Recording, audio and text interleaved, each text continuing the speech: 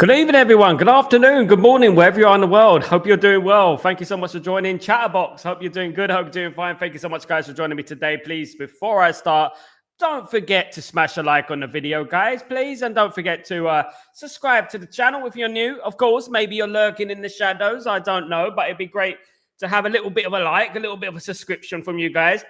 We need to get on to this 20,000 by Christmas. Remember that. I want to get to 20,000 subscribers by Christmas. Hopefully we could do that, guys. Man United are not playing at the moment. We let the small teams play for now. We've already won the big game. The most entertaining team in the land, which is Manchester United. Who would have thought that, of course, guys? Absolutely brilliant. It's been a lovely weekend. It's going to be a lovely week, I think, up until the Nottingham Forest game, of course. And then we go on from there and we go on from there. Could Manchester United possibly be top by Christmas? Who knows, guys? We'll have to wait and see, of course, guys. I've got some transfer news in regards to Manchester United and the midfield search. Of course, it seems like a never-ending search for the transfer for the midfield, should I say. Should we send out a search warrant to find that perfect midfielder, of course? But we got a Spanish Basque central midfielder that has been linked heavily with Manchester United. We've also got news about a man that Ruben Amorim knows that we have been linked with before that could quite possibly come to Manchester United. We'll have to wait and see in regards to that. It does seem a little bit strange that Ruben Amorim hasn't signed anyone from his former club. You know, I mean, if I was to pick anyone, obviously there's links to Diamande.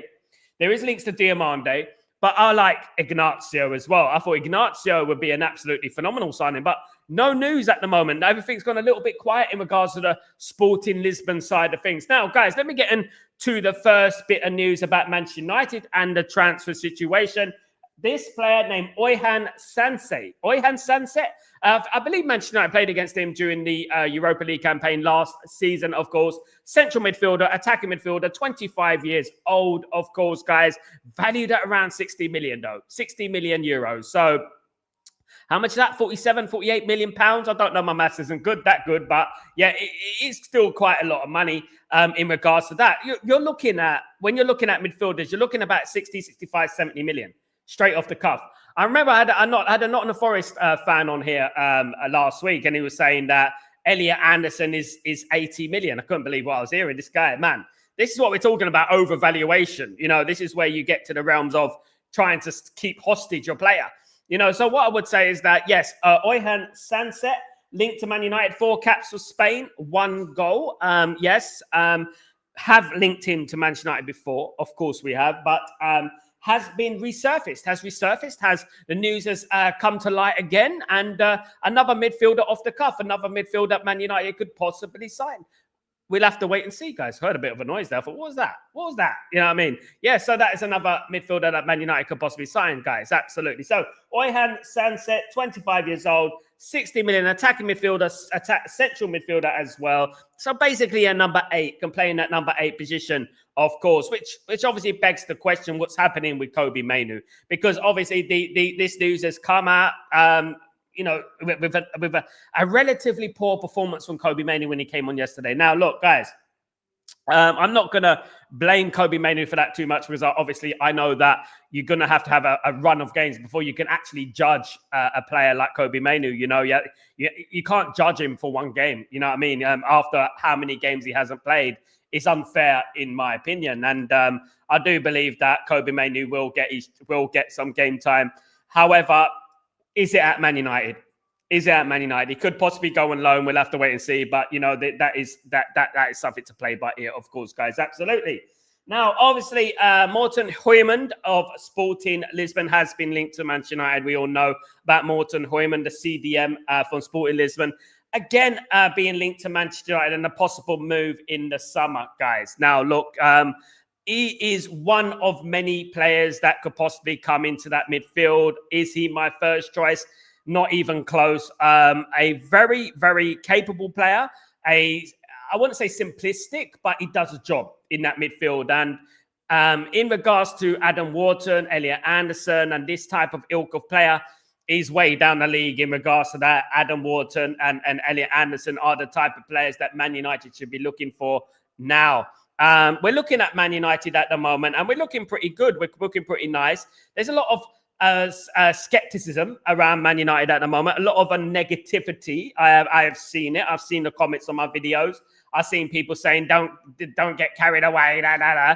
Most of them are coming from people who doubted Ruben Amorim and don't want to be made stupid. Now, what is the biggest task for every single Man United fan at the moment, right? It's to get these fans on side. It's to get these Ruben Amorim haters, Ruben Amorim outers on side, right? So basically what it is, when you think about Arsenal, right?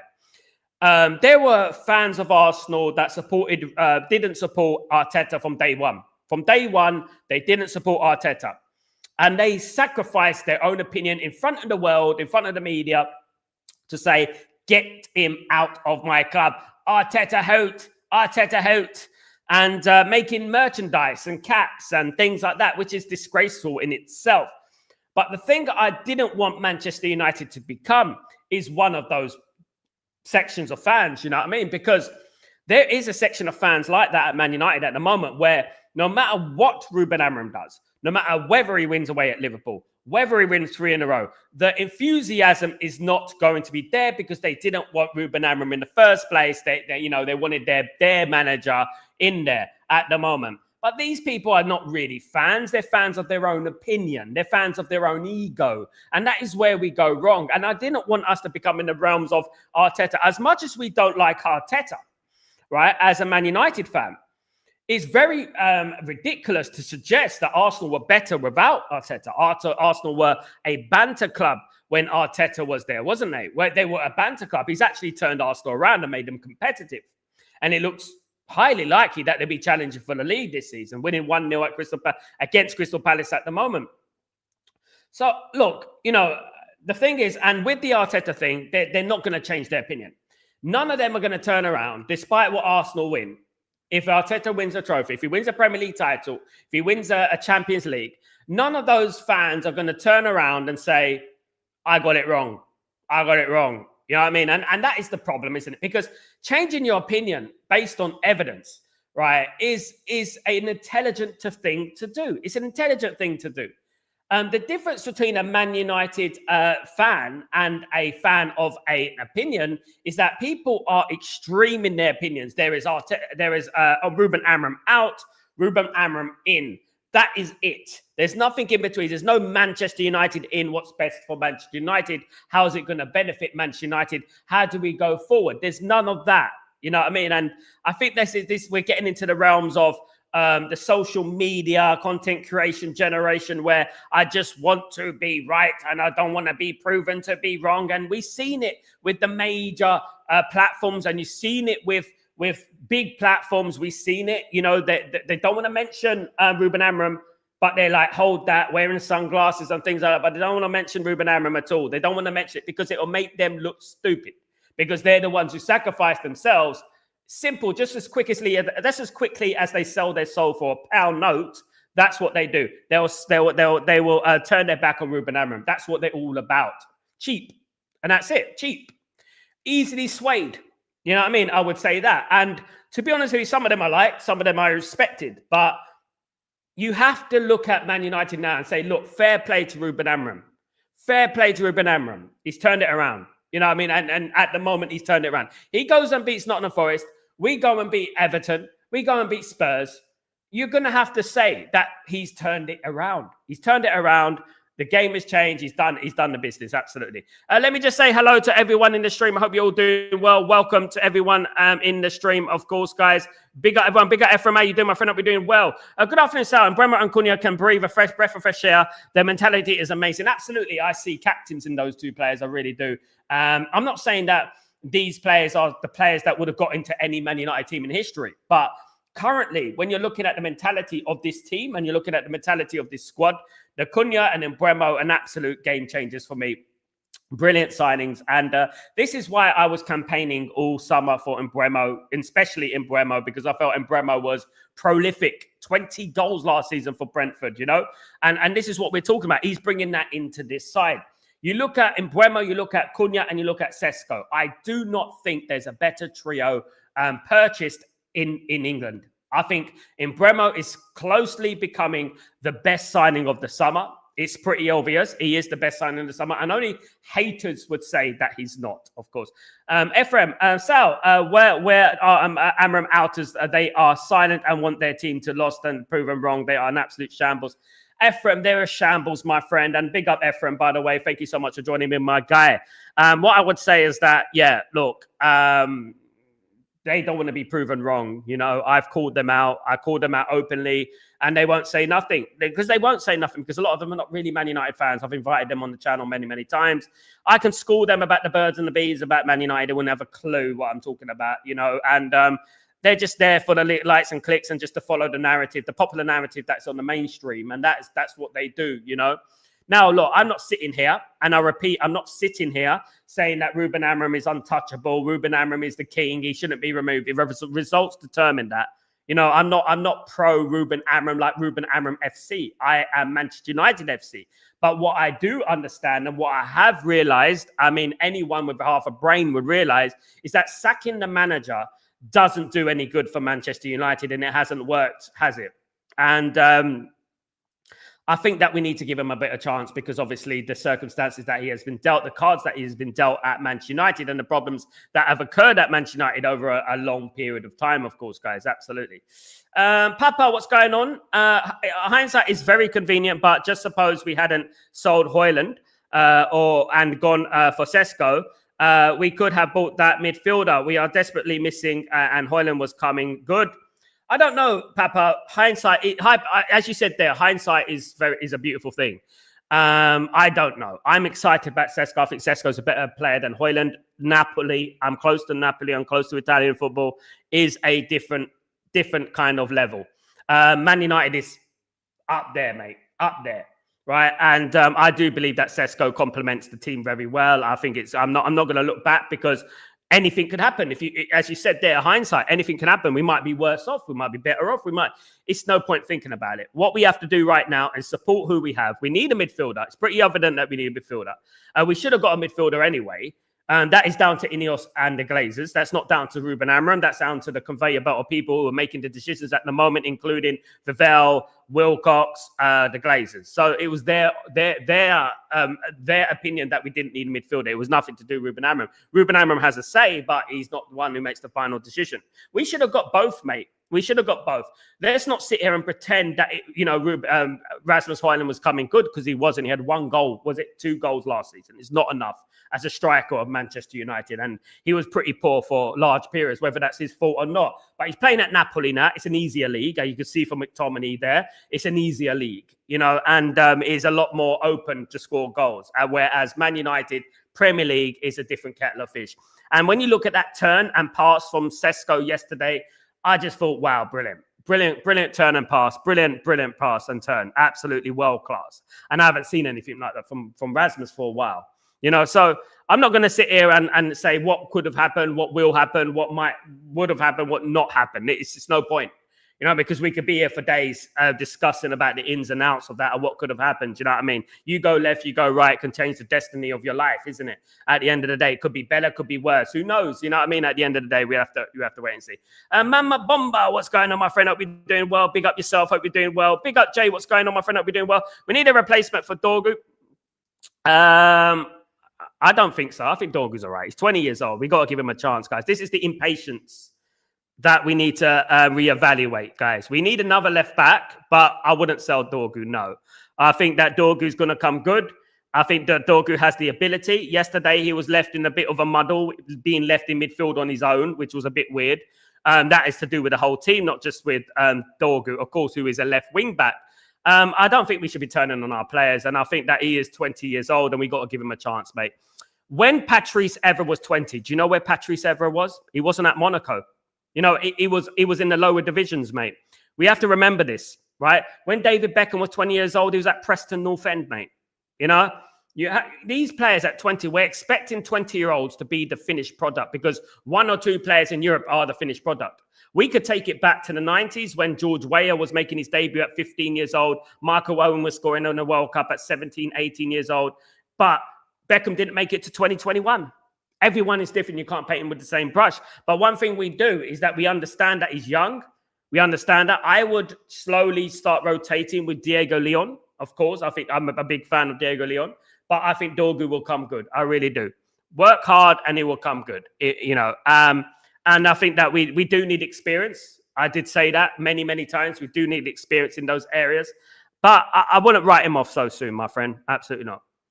We need a replacement for Dalot. Absolutely, that is it. Yeah, that is more like it. Yeah.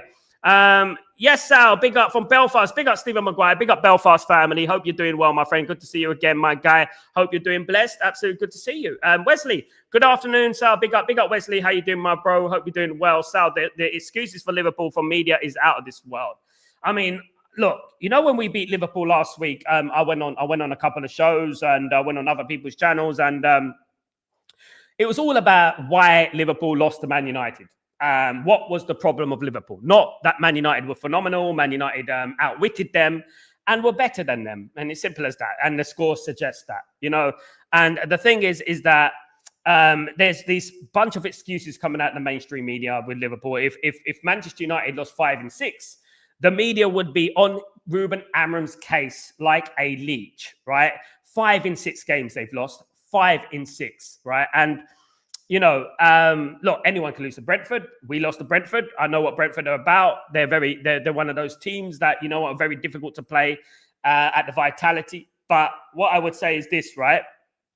Is that if this was Manchester United losing 5 games in 6, I think that the media, the knives will be out right now. There will be Talk Sport shows. There will be ESPN FCs.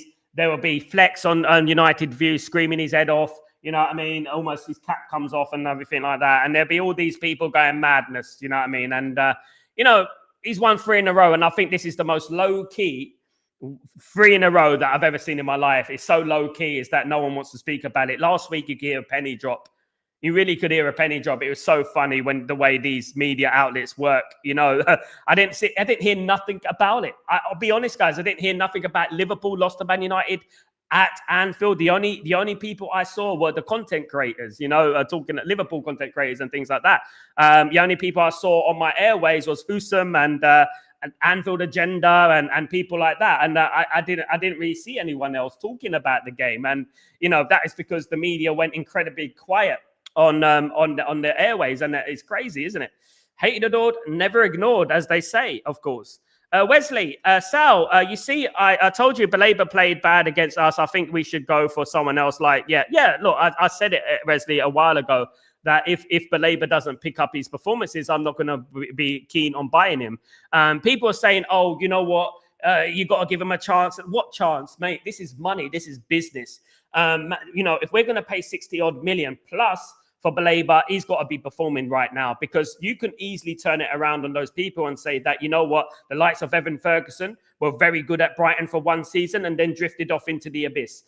This is happening with Carlos Belabor at the moment. And I think that Man United really do need to reanalyze, revisit this target. Look, he may come good. I don't know, but everything is up in the air at the moment. We can only go by his last game. And he was very, very poor yesterday. Very, very poor. And he got substituted, of course. Now, I know that your head is going to be turned. You want to go to Man United. Your head is going to be turned. That's natural. Man United, a bigger club than Brighton, of course, right? No disrespect to Brighton, but not in that level. Your levels don't drop that much. It was just such a big, it's like a nosedive in performances. And what that tells you is his mentality good? Does he have the right mentality to play for Manchester United? And you have to question it, don't you, mate? You have to question it, and you have to say, well, not at the moment. And I feel like Man United would be better served to spend that 60, 70 million on an Adam Wharton, on an Elliot Anderson, on an Angelo Stiller. You know what I mean? This type of player who are professional, who's got their head screwed on, of course. Hoyman will be a perfect player under Amorim. He knows Amorim's tactics, absolutely. But I don't think he's as good as Adam Wharton, though. That's the thing. Very basic player. Takeover latest is very quiet, and that's worrying. Wesley, it happens. Let me tell you something about Man United and the takeover process in regards to Ineos, the Glazers, for example, the Glazers in particular. Now, look, with the Glazers are very, very slow at communicating. That's one thing, number one, we have to realize. So when there's no news, that doesn't mean there's nothing happening. There could be radio silence going on at the moment, and there could be things going on in the background. But I'm not going to sit here and fabricate news to you that, you know what, over here in the UAE, where I am right now, Abu Dhabi to be exact, over here, there's not much noises coming around in regards to Manchester United and the takeover process. Yes, it's worrying, but I still believe there's no smoke without fire. I don't believe that this news coming out from Al Turkey Al Sheikh last week, 2 weeks ago, in regards to the tweet, I still believe there is some element of substance in this tweet. I do believe that, and I think that, you know, we'll have to be a little bit more patient and wait and see what happens, of course. And, you know, look, if anything's going to happen, it's going to take ages anyway. It's going to take years. I think it's going to take up to 2028. You know, it's going to take a while for it to happen, because I know that the ins and outs, the regeneration project, that need to be resolved. This needs to be resolved before I believe the Glazers make a decision. Now, the regeneration project is not guaranteed. It's not been approved 100%. So if this did get rejected, then obviously the Glazers would sell up, because I think this is their bread and butter. This is what they're thinking about. They're thinking about the regeneration project and thinking about in line to make 10 billion. That's what they're in line to make. So yeah, we'll have to wait and see what happens. But at the moment, a little bit quiet, but no surprise there. We'll have to wait and see, because the Glazers are slow naturally. Anyway, big up RJ. Hope you're doing well. Hope you're good. Big up RJ. Hope ever South Forest won't be easy. They won't. No team is easy, but don't worry. I told you guys from the beginning, don't worry about any team. Don't worry, RJ. Didn't I say, mate? What did I say to you last week? Don't worry about Liverpool. What did I say? Don't worry about Brighton. Don't worry. We'll be fine. Don't worry. We'll be fine. Look at Ruben Amorim. Look at Ruben Amorim's mannerism. Look at the way he's running up and down that touch line. You know, I do believe he's got a new lease of life, and I think that we're going to be good. Don't worry about it, mate. Don't. It's no point worrying about things. You know what I mean? We're good enough. Absolutely. Sal, if you were not Manchester United supporter, which team would you support? Nobody, mate. Nobody. I hated football before I supported Manchester United. My dad and my dad's best friend used to watch Italian football. My dad's best friend was Italian. He used to come around my house and he used to watch Football Italia on Channel 4. And I used to be like, hate football, but until I used to watch it sparingly. I used to watch football about 1986. I caught a glimpse of Alex Ferguson and the World Cup in 1986, Maradona. But I wasn't really religiously into football. But until my best friend bought me a cassette, and I learned about Man United in the late 80s, around the late 80s, 87, 88, 89, around that time. And I started really getting into it. My first football match I went to was in 1990. FA Cup final against Crystal Palace, Man United. And I just don't think that the stars would have aligned the way they would have done if my friend didn't give me that VHS tape, because I actually didn't like football. I didn't. And I was very young, but I hated it. I despised it, and became very good. And I think one of the key moments for me, because I was a decent footballer, believe it or not, one of the key moments for me is that, you know, one of the first times I remember playing football, I remember on my debut, I scored 5 goals. And I thought, I'm quite a natural at this, isn't it? I'm not bad at this little old sport, isn't it? And I ended up playing for Hornchurch, Leyton Orient, Tottenham. I went on a trial at Tottenham, and you know, the levels were too high. And of course, you know what I mean? But obviously there's politics in football. There's all politics. And, you know, I didn't really fit, obviously. And but I got into football in the late 80s. And I think if I wasn't introduced to Manchester United, I don't think I would have been in love with football the way I am right now. Absolutely. Penalty for Madrid. Absolutely. Penalty for Madrid. Vamos Madrid. Absolutely. So I really want Rashford to do well for Barca. It's good for us. I feel it's good for us because we can sell him. That is always good for. Absolutely. Big up LT. What's going on, my friend? I'll be doing well. Good to see you again, bro. Seeing the team playing with the right attitude and putting in the hard yards and the focus on the game plan. It's nice to see Amorim adapting his tactics with each opponent. I actually don't think he adapted his tactics, LT. I think he's doing the same tactics. The only difference is we kick it long, which is obviously to do with a good goalkeeper, because our goalkeeper's good at both feet. I don't think he's adjusted it more. I think the players have got used to it. He's not adjusted. The players have adjusted. I think we should remember that. The players have adjusted to the tactics. He hasn't adjusted nothing. It's a lie.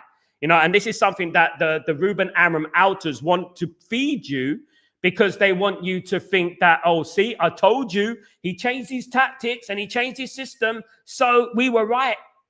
That's what they want. He didn't change nothing. Look at the game pattern. Look at the map. Look at the heat map. Look at everything about the game. Exactly the same. Exactly the same style. Exactly the same. The only difference is, yes, we kick it long a little bit more because we've got a goalkeeper who can actually kick.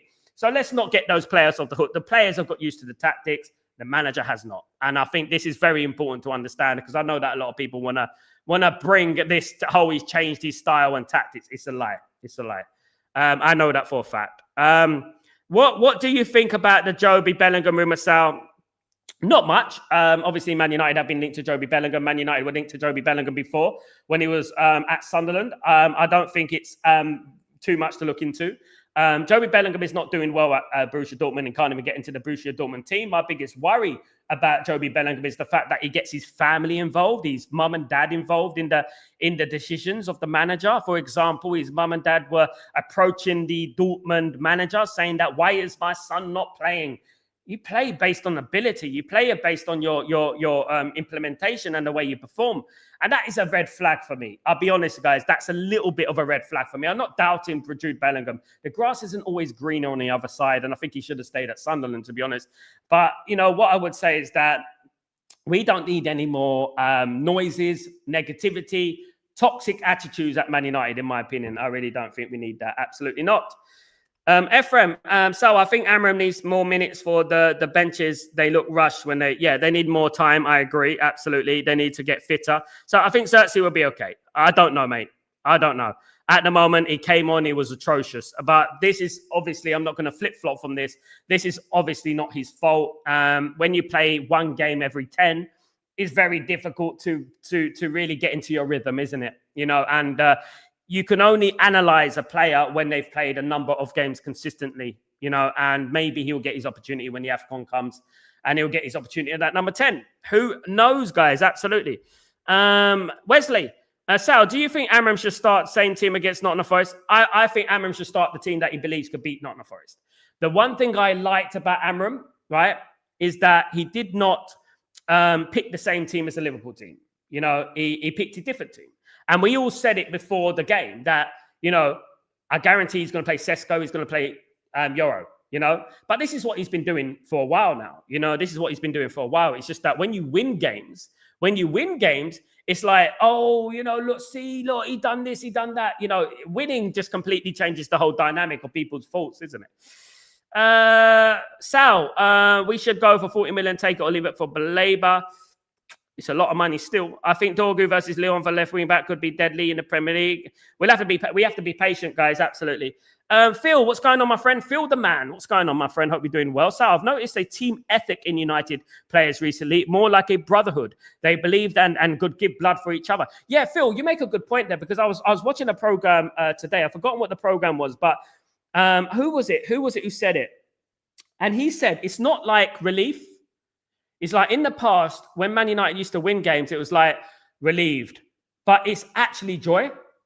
It's actually celebration, joy, camaraderie, brotherhood, as you said there. It's actually like you can feel the love between the players. I mean, I know like we used to have the winning team training videos and photos and things like that. I know about that. But this is different. You can actually see that every single one of those players is happy for each other. They're happy for each other. They're hugging each other, whether they're playing or not, whether it's Xerxes, whether it's Bruno, they're hugging each other. And I think I bring in the game against Liverpool at full time with the Bruno and Maguire thing. And you can see the chemistry between the players. And I like this. This is only a good thing. As long as we're winning and we're, and that's it. We're not happy after we lose, of course. But I like it. I like the vibe at Man United. I really do. I do like the vibe at Man United. I'm hearing that Xerxes is a very big part of the dressing room. He's a very big personality.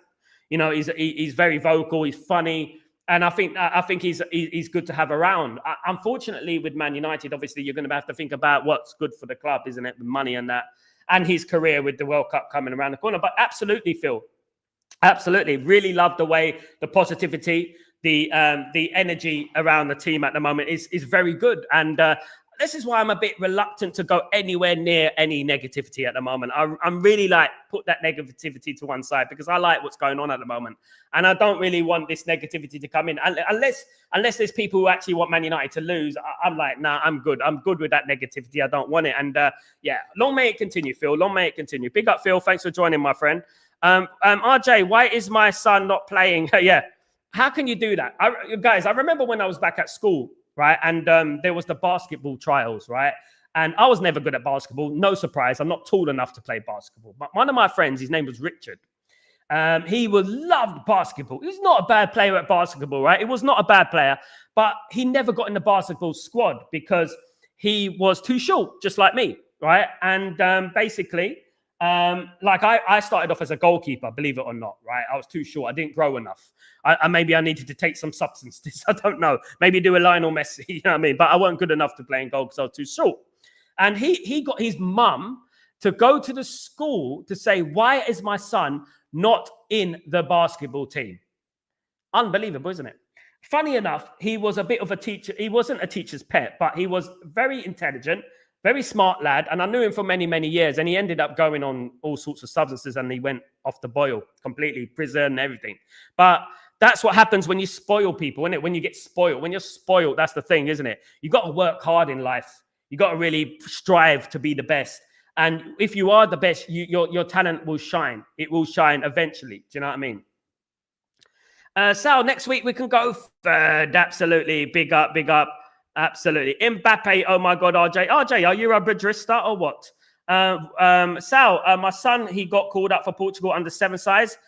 Portugal under 7 size. Are you Portuguese, Wesley? Big up and congratulations to your son. He's going to go a long way, mate. Just keep striving, keep pushing, keep working hard. Absolutely. And every little minute you get to promote him. Even if it's a little kick-ups on YouTube or something like that, guys. You know, it works wonders. Trust me. These days, it's so easy to get your name out there in a way. Do you know what I mean? And to send it off to the masses and things like that, of course. Absolutely. And when he's old enough, I'll be happy to promote your son and stuff like that. Ruled out goal for Real Madrid. Sal, do you have any children? Nope, I don't. No, I don't. I have an adult. that's what it is at the end of the day. But thank you so much for asking. Big up Wesley, by the way. 16, by the way. Yeah. But yeah, almost. But yeah, guys, look. I would say that we have to start. I don't know how to say it, but we have to start believing in our opinions that, you know, because there's going to be a lot of people trying to sway us away from what we are at the moment and what we're believing in at the moment. There's a lot of pessimism around the fan base, which is disgraceful, to be honest with you. And as I said, some of them are big channels. Now, some people get upset when I attack certain people because I'm very real in my opinion. I don't really sugarcoat anything.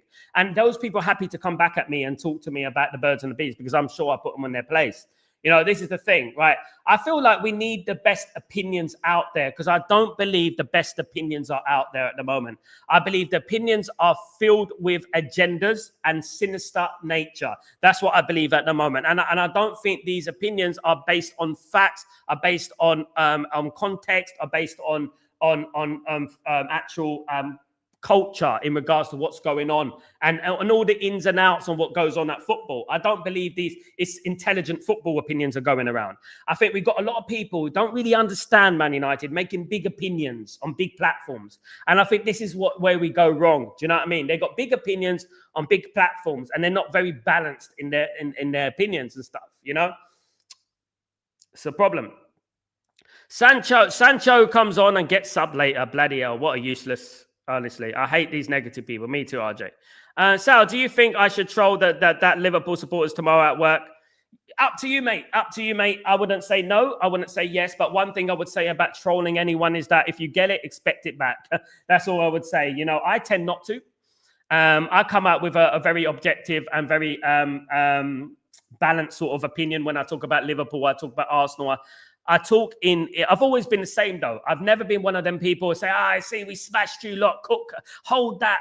You know, funny enough, I've only ever said that to Man United fans because, you know, some of the Man United fans are our own worst enemy, to be honest with you. And to be honest with you, I don't really do it. You can do it for a little bit of a laugh, banter. No one says that. I've done it at work many times, but what I would say is that it's just no point. Results. What the funniest, what one of the most powerful things is? It's just silence, smirk, silence, and little subtle little things. I used to come to work in a Man United rat sack cap, the jacket. When Man United would win, I used to come in the Man United trainers, everything, things like that. Do you know what I mean? And it was laugh. But I tend not to rub it in too much, of course. You know what I mean? Hate is a strong word. It is, yes. Sorry, I just dislike negativity and not hate. Look, there's such a thing as hating, showing hateful characteristics and things like that. Yeah, but hate is a strong word. It's not. I don't hate anybody. I've had great conversations with Liverpool fans. I used to go to see Man United, and obviously I used to come from London. So after a game in the evening, I used to have to wait for the train, the 1 o'clock in the morning train to Leeds and Nottingham and Sheffield, and then going down to London, then working the next day. People don't see that about the side to me when I've been to hundreds of games like that, and I used to sit there at Manchester Piccadilly and I used to talk to Liverpool fans, Spurs fans, Arsenal fans, and just sit there talking. And I used to have some of the greatest conversations with them. It's nothing to hate. It's football rivalry. Football rivalry is completely different. There's far more important things going on in the world. But obviously, you still need that element of competitiveness, right? As long as it doesn't go over the top and you don't cross the line, I think you do need that element of competitiveness. And I think that, look, I love banter more than anyone. You know what I mean? So it is. But I love having a good conversation as well about football and the ins and outs and what's this and that player. What do you think about this? How about that? Because at the end of the day, what you do is like, I don't like hurting people, because I know that a lot of people have filled their heart with the football club, and it's true, right? Even myself. So I don't like rubbing it in too much. Like a Liverpool fan, I wouldn't like go up to Hussam or anything like that and say, oh, yeah, they lost to Brentford. You lost to Brentford. Look at you. You lost to Brentford. My God, hold that. Nah, not for me. You know what I mean? It's more like, you know what? This happens in football, but deep down in my head, I'm thinking, yeah, like this. Yeah, but I'm not like that out loud. I'm like, yeah, you know what? That happens in football. That happens. That's life. Blah blah blah. Blah blah blah. And you become more likable that way. You know what I mean? Absolutely. But they love to troll us and get on our nerves. Let them. You know where that comes from, Wesley? It comes from a place of fear, mate. When they troll us, it's because we've hurt them so many times. We've hurt them more than Ted Bundy. Do you know what I mean? This is what Man United are. Do you know what I mean? We've hurt them serially, these rival fans, over the many, many years. And even me, when we were winning in the 90s and I was at school and stuff, and, I never rubbed it in, but I knew we hurt them. I didn't have to say anything because, here we go. It was like this. Man United, just another title, really. Just another title, just another FA Cup, I remember sitting there in a classroom before the FA Cup final in 1994. And I remember it was the Friday before the weekend, and Man United were going to play Chelsea in the FA Cup final. And we already lost to Chelsea that season. I think we lost twice to them that season. We lost 1-0 at Old Trafford, Gavin Peacock. And I remember the game, the weekend before that game, and everyone, not because they thought it would happen, but it's because they wanted it to happen, which is Man United to lose. So everyone predicted Man United to lose. As history shows, Man United won the game 4-0, right, at Wembley. Rainy day, Cantona 2 penalties. Of course, Brian McClare, another one, Mark Hughes scored as well. Great game, should have been 7-0, right? And I walked into, on Monday, I was smug as anything. I was just so smug. Everyone can see the energy and the arrogance oozing from me. And I couldn't help it. And I remember, because back then, Liverpool weren't the greatest. I actually think Liverpool's team were better than it is now, by the way. I think they had better players then than now. They had proper teams. And people used to come to me and say, expect me to banter them. They used to expect me to banter them, expect me to say, you hold that and you this and that. I just said, look, mate, Liverpool, they got a good team, but they need to do this. They're just a little bit unlucky. Maybe you need to change the manager. Roy Evans is not that guy. Maybe this tactically and this and that, confidence. And I used to be very, very diplomatic and very, very calm in regards to my analyzation of football. And I was different. I was more mature than everyone else, right? Because I see these fan channels and these other ones hold that, cook this, that. I'm that as well sometimes, but I tend to be more mature because I just feel like, I've seen it all. We've won it all. I've seen everything against the Man United. I've seen everything. And I think that the fact that we've seen everything is the fact that why we're so calm, like the fact that why Arsenal are so loud and Arsenal are so arrogant fan-wise is because they haven't seen it all. That's what it is. They haven't seen it all. They have that invincible season. Fair play to them. I'm not going to downplay it, but they have that invincible season and they live off that. But other than that, they haven't really seen it all. Do you know what I mean?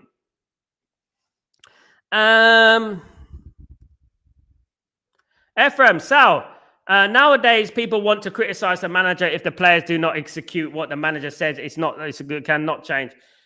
No, what I find funny is that I didn't see any compliments from the manager over this last couple of weeks from those same content creators who were calling Ruben Amorim's head only a week ago. And I don't understand how they can be so shameless, in my opinion. I don't understand it, but they are. RJ, Sal, I need to be cautious. I think we can beat Forest. Yeah, we will, mate. Don't worry about it. Don't worry about it. Sal, if I'm not mistaken, but aren't Liverpool equal with us on league titles? Yes, they are. Yeah, they are. 20 each. However, they have won 2 Premier League titles in 35 years. We got 13. So if we're talking like that, look, Man United are nowhere near. Look, they're nowhere near on the level of Man United. Because let's say, guys, Man United resurgent. Man United come back, right? In years to come, it's still going to be Liverpool won two titles in 30 years. It's still going to be that, isn't it? It's still going to be Liverpool won 2 titles in 30 years. Man United won this many titles. Man United dominated English football for 20 years. 20 years. Just put that in perspective, guys. Manchester United dominated English football for 20 years.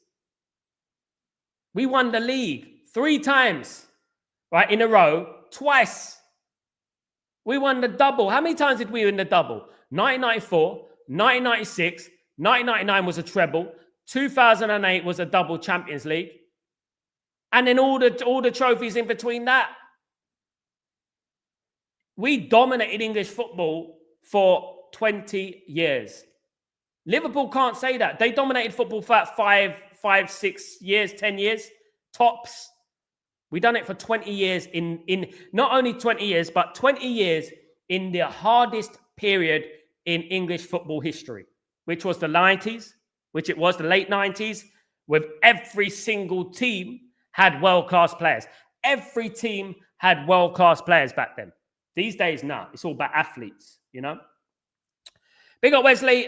Luke, Northampton fan again. Got a Northampton Town t-shirt, grey and blue, and Northampton Town. Big up yourself. Hope you love it. Good to you, my friend. Sal, do you think we will get Champions League? Yes. That's like telling me, do you think, do I like chocolate? Which I do, 1-0 Madrid. Barcelona. So I just have a good, Ephraim, we're going to make Champions League, brother. We are, Wesley, absolutely. So, and wouldn't that be a slap in the face to all the rivals? So I just have this good feeling about JJ Gabriel. You don't need to, mate. It's well known, mate. Don't need to feel it. It is the truth. Absolutely. Big up DJ Android. Sorry, mate. My eyesight is not what it used to be. Big up Sal, bro. Big up yourself. A Pool fan footy didn't start in the 90s, mate. There was footy before that. Also, free PS, free SD, free CD. What's that? Don't get that. Before that, also free PS, free SD, free CD. Don't get what you mean by that, mate. Don't get what you mean about that. Football didn't start in the 90s, mate, but Man United dominated football for 20 years, mate. So, yeah, football is at its peak at the 90s, in my opinion, and football has been like this ever since. Probably since, I say football has been declining since about 2009. It's been going down, like that, yeah. So we dominated the game. Absolutely. Big up Android, though. Absolutely. I tend to look at football, right? Well, I tend to Android. Big up Android, by the way. I tend to look at football before they used to have a kebab and chips. But if we want to go before the 90s, mate, let's talk about how Manchester United pioneered English football in Europe. Let's talk about how no English club believed in European competition. In fact, Manchester United sacrificed their own life for English football to play in Europe, right? To become the first English team, still 10 years later, to win the European Cup. Pioneers, pioneers, pioneers. If Man United didn't create that foundation, if we didn't create that foundation, the Duncan Edwards, the Sir Bobby Charltons, we won it 6 times, wouldn't exist. And that's what we have to say. Now, you think about the way Man United sacrificed themselves and were forced home in 1958. This is why our team was sacrificed. The best team in the world, by the way. Right? The best team in the world. You want to talk about that, the history. We want to go into history. Let's go into history. Because we would have won 2, 3, 4, 5 European Cups in the 60s alone, 50s and 60s. Real Madrid gifted Man United a Champions League, a European Cup, unofficially during that period after the Munich air disaster. Because they knew we were going to dominate the Champions League. We were going to dominate European football. With Manchester United's history is one of adversity to the stars. Now, let's take it even fast forward to it, right? When a certain team called Liverpool banned English clubs from Europe for 8 years. English football was in the mud, right? Who resurged it? Who gave English football mouth-to-mouth resuscitation? Who was it? Manchester United. Back in Europe. Winning trophies in Europe. 1990. Remember that? Know what I mean? Going on to win the Champions League. Going on to compete in the Champions League. Now, we can downplay everything what Man United do, but at the end of the day, we are the most hated club, when in fact, we should be the most celebrated club in the world, right? There should be a bloody minute silence in every stadium on the Munich air disaster anniversary. But there's not. And this is what we're talking about. This is what football is. No, you know what I mean? Mate, football, they are just athletes, mate. Absolutely. Big up. You think football 2002 were good for football? I think after 2009, it's gone downhill. Not just because of Man United, I think in general. Liverpool's best side wasn't the side of this last 10 years. Liverpool's best side, I saw better Liverpool sides in the late 90s. I've seen better Liverpool sides in 2010, around that area, 2007, 2008. I've seen better Liverpool sides than there is now. And that, I'm just being honest. I've seen better Chelsea sides than the Chelsea side right now, back in the late 90s, early 2000s. I've seen, and the only one you can argue is Man City, who were obviously crap back then. But, in my opinion, the best Arsenal side I ever saw was 97, 98. The best Liverpool side I ever saw was probably 98, 99 as well, with Michael Owen. You know what I mean? Coming out with Robbie Fowler. And people don't understand how good Robbie Fowler and Michael Owen were. How good these players were, guys. John Barnes, Steve McManaman, Jamie Redknapp. Guys, I'm telling you right now how good these players. I cannot overemphasize how good they were.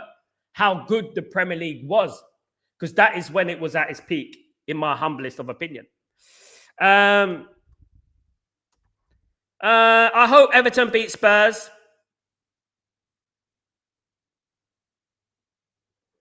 DJ Android. What I would put a man in Free Palestine. Yeah, Free Palestine all day long, my friend. Of peace and prosperity to everyone. And everyone has the right to freedom. Everyone has the right human rights and stuff like that. And I would always promote that, my friend. I would always promote peace, love, and of course, Free Palestine all day long. Right? Yes. I don't look, at the end of the day, we keep it football. But obviously, it's all about having peace in the world. And with peace, you need one thing to happen for that peace to happen, because obviously I was in the music industry 20 years. Those who don't know me, I was in the music industry 20 years, and I know the sinister nature of the music industry. So, you know, I know who it's run by and stuff like that. So let's get less of that as we go. But absolutely, I concur. Big up, DJ Android. Hope you're well. So is Brentford Nathan Collins good? Yeah, good player. Man United will link to him in the summer as a stopgap. Absolutely. Mate, collab with Noureddin. Noureddin and Noureddin. Why? Don't need to, mate. Collaborated with Saeed before. Collaborated with Noureddin. I almost covered Noureddin. There's no point. I don't need to collaborate with them. You know, my channel is based on, you know, people who actually have a knowledge of football to a certain level. At the moment, I don't feel like dumbing down. Really, sorry. No disrespect to the brothers there, but Sai's got to apologize before he does anything else, before he comes on my show again, definitely. Wesley, Sal, I wonder if the UAE take full control, we will keep a Barada and Wilcox. It remains to be seen, mate. It's all hypotheticals and that at the moment. Absolutely. Guys, I want to say thank you to everyone. Please don't, there you go, guys. Yes, I do know, DJ Android. I do know why, but that's the nature of the beast. That's the nature of the beast. Remember that, of course. But I don't just say things. And Android, I do things. You know, it's best not to speak. It's best to do. Sitting there with a scarf around your neck doesn't make you anything. You know, and that's what I would say. I actually do. You know what I mean? Wesley. Well said, Sal. You are on another level. Big up, Wesley. Big up, my friend. Negative chat. Absolutely, mate. Absolutely. Thank you so much, mate. Thank you, brother. Look, I didn't need Mark Goldbridge to give me a platform.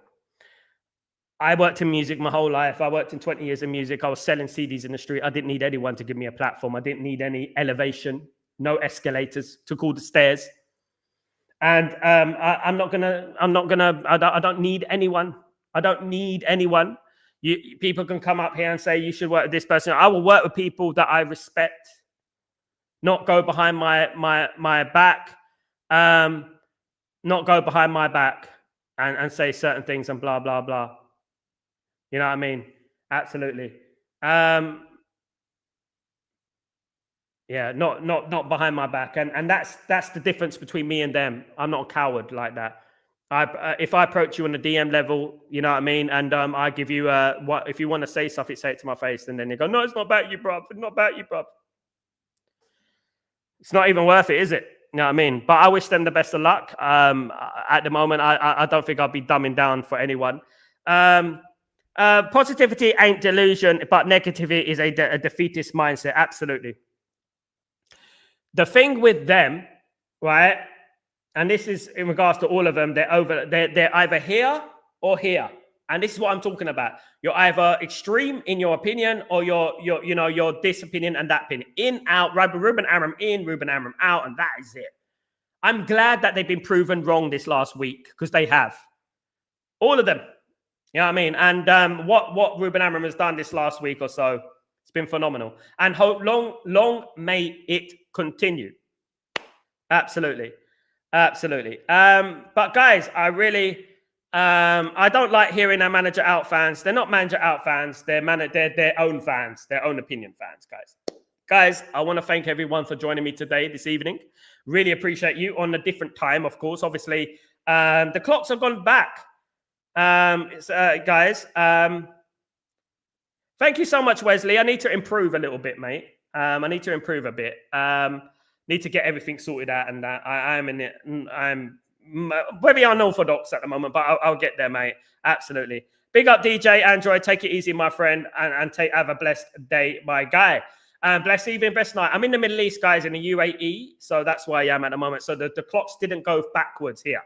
The clocks go backwards in Europe. So obviously I'll be trying to move my times back to level with Europe, because it's Europe. Obviously I cater to obviously the rest of the world, but English Premier League is in Europe, of course, guys. So clocks went backwards. Okay, guys. All right, guys, don't forget to put your notifications on, subscribe to the channel, smash a like on the video, all that sweet stuff, all that jazz. Take it easy, guys. Sal Warner, this is Chatterbox, and I shall see you tomorrow for Breaking Dawn. Be there. Take it easy. you.